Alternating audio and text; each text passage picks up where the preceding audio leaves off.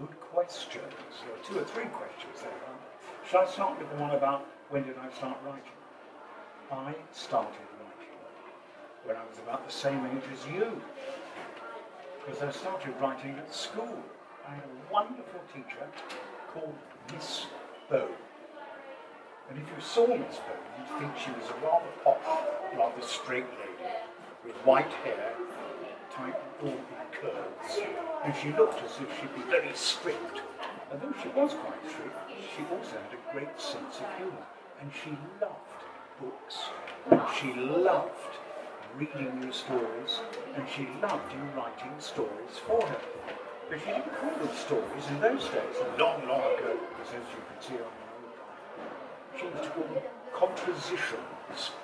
And I used to love it when Miss Bow said, now it's time for us to do a composition, because I knew that meant a story. And she had a wonderful school library, which she kept in her classroom. I think she did that deliberately, so the kids in her class got the choice of all the best books. And I started writing, I think, with Miss Bow. Then I went on through secondary school. I still enjoyed writing. Then I went on to university, and I still enjoyed writing.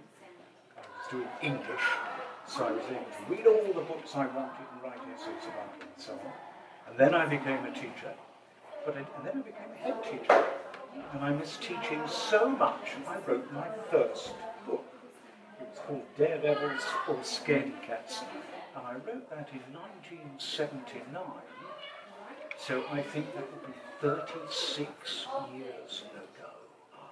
Wow, I think that's right, 1979, something like that, yeah. And I've written now, I've got a new book, well, I've just had a new book come out just last month, a picture book. But I've got a new book coming out next year, probably in the spring, and it's 3 Shakespeare stories. I was asked by my publisher, in this case Oxford University Press, to write a story version of Twelfth Night, Julius Caesar, and The Winter's Tale, which are all great plays by Shakespeare. And they're written for kids a little bit older than me, but if you're good readers, you probably cope with them, so watch out for that one. And that will be, when it comes out, my 96th book. So I'm hoping to get to 100 if I possibly can. That would be really exciting. All right? What has been your most exciting experience as an author? What has been my most exciting experience as an author? Well, apart from the fun of writing the stories, you know, authors really love writing the stories.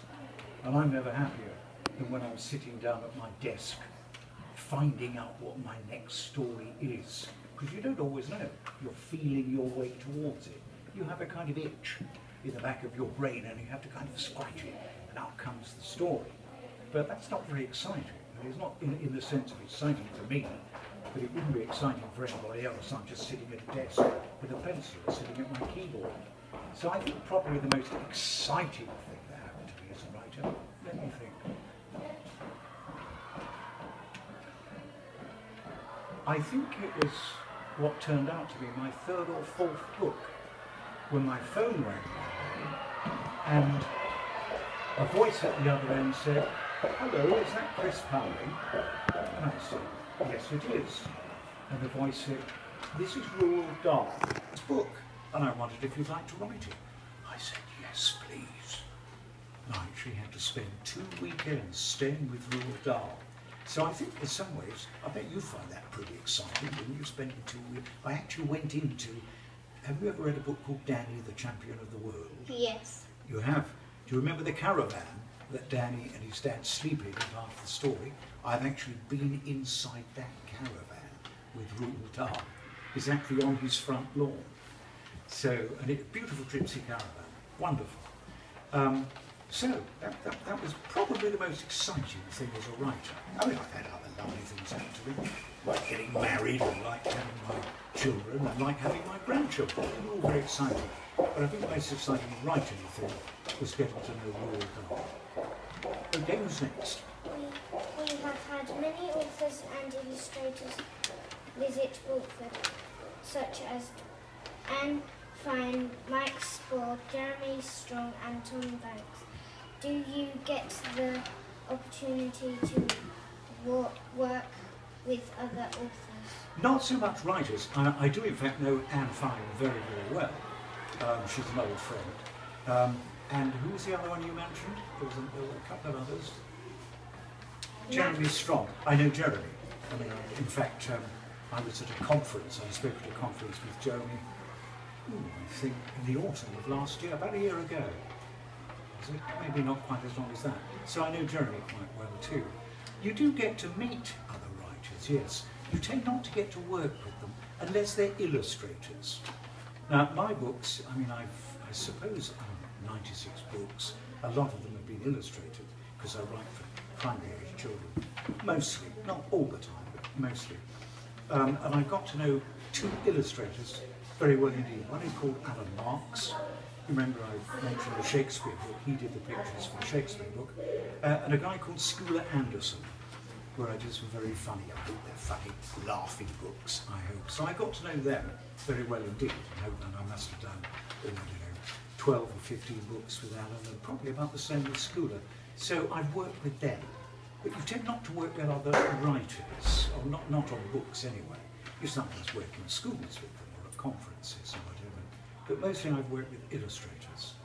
Okay? One of my favourite series of books are by footballer Frank Lampard, because I'm a huge football fan. What were your favourite books as a child? I can think of two.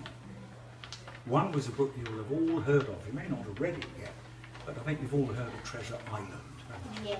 I thought it was terrific. Miss Bow, remember I mentioned Miss Bow, my first teacher, she said, Chris, I think you're ready for this book, because it was actually written actually, I think, for his stepson. When he got married, his wife had already been married before and she had a son. So it was written for his stepson when he was 12. And those were the days when Robert Louis Stevenson was alive, when kids read many more books even than they do today.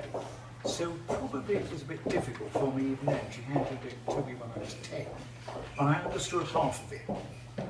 But the bit that really impressed me was the half I didn't understand, because that felt grown up. And I kept having to go to Miss Bow and ask her, what does this mean and what does that mean? So one of them is Treasure Island. The other one was a book nobody will ever have heard of called On My Right. And it was a boxing story. And for some reason it fascinated me. You can never tell if a book's going to be your kind of book. You're sometimes surprised. But I used to borrow it from her school library. And I used, when I took it back, with Miss Bow, you kept a book for a week and then you had to put it back. She said, if you haven't read it in a week, it's probably not right for you. So, but I wanted to read it over and over again. So I used to hide it behind the other books.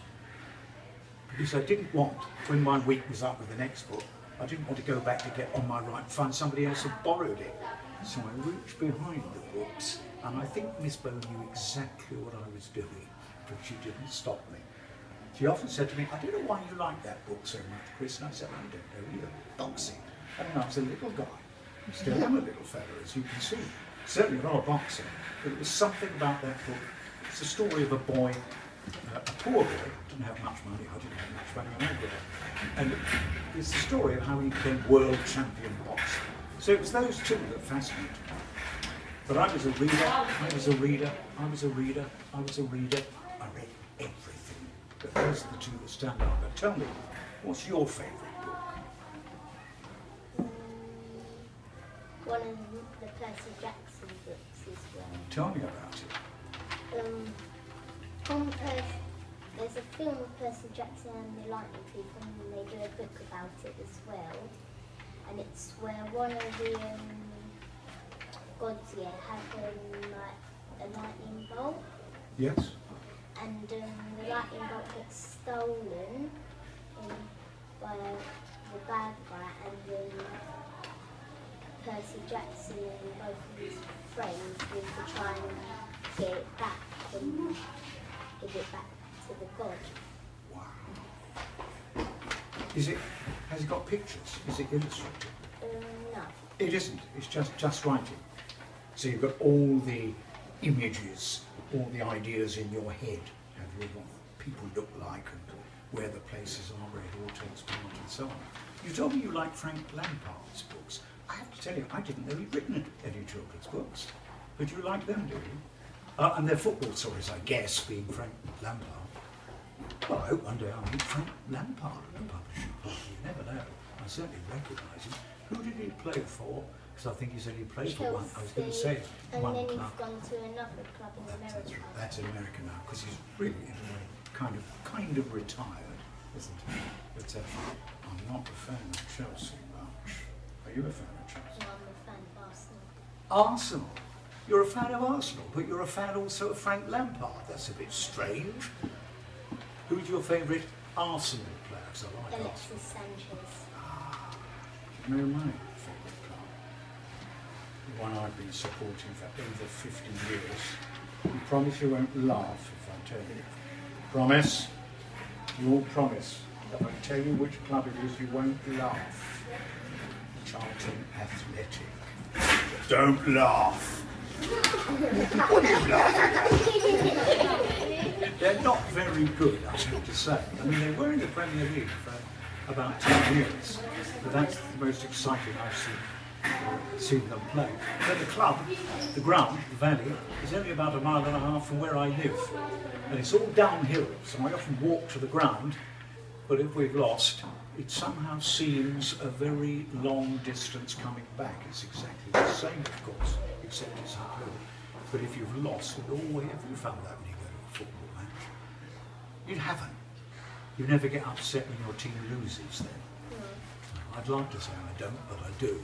I say, oh, I don't care, but I do care, really. Are you supporting Arsenal now? Pardon? Are you supporting Arsenal still now? Yep. Do you ever go and see them? Yeah. I've been to the FA Cup final. You've been to the FA Cup final? In fact, I've never done that. I've never done that. That's really exciting. Brilliant.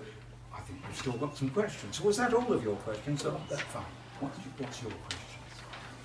Thank you for visiting our school today and for answering our questions. We look forward to reading some of the books you have created.